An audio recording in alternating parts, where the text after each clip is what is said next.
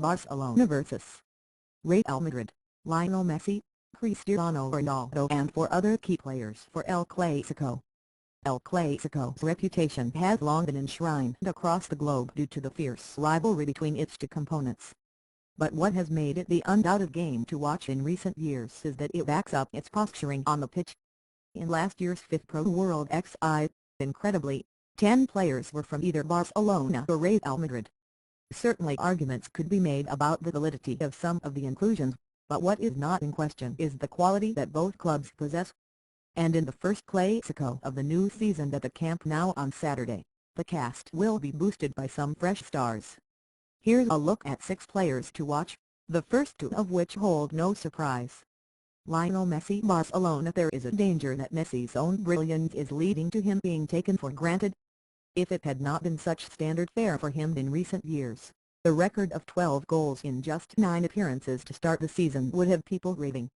One thing that has been different this campaign, though, is his club taking more precautions over his fitness. For so long a man whose superhuman qualities extended to him remaining remarkably injury-free, Messi has begun to develop a worrying propensity for picking up niggling muscle strains. He made his first start since his latest absence against Milan on Wednesday. It took him 23 minutes to get back up to speed and bring his side level with a typical twinkle-toed goal. Cristiano Ronaldo. Real Madrid. The player who has for so long battled Messi for the crown of the world's best and represents an almost direct contrast to the natural, delicate abilities of the Argentinian. Ronaldo's supreme physical attributes of pace and strength long embodied the style of the Real Madrid team under José Mourinho. Questions have been asked about how he would adapt with Carlo Ancelotti attempting to make the side more possession-based. Wider queries about how the team is developing remain open, with Ancelotti claiming, contrary, in most part to the evidence on the pitch, to have been playing Ronaldo in a centre-forward role. Regardless of those modifications, one thing that remains the same is Ronaldo's effectiveness, as evidenced by 15 goals in 12 appearances this season. Neymar. Barcelona. The first of the exciting new ingredients in this season's Clásicos.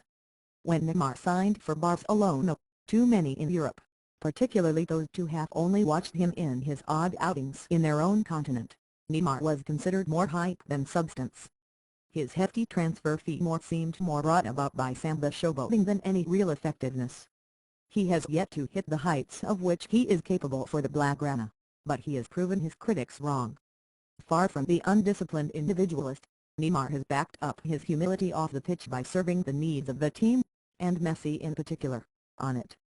Arguably, what Barcelona now need from Neymar is for him to loosen some of the shackles and showcase more of the individual brilliance for which he first rose to prominence. Gareth Bale. Real Madrid. While Neymar has already impressed, the other component that now makes the Clasico a 4-man starring cast has barely been seen.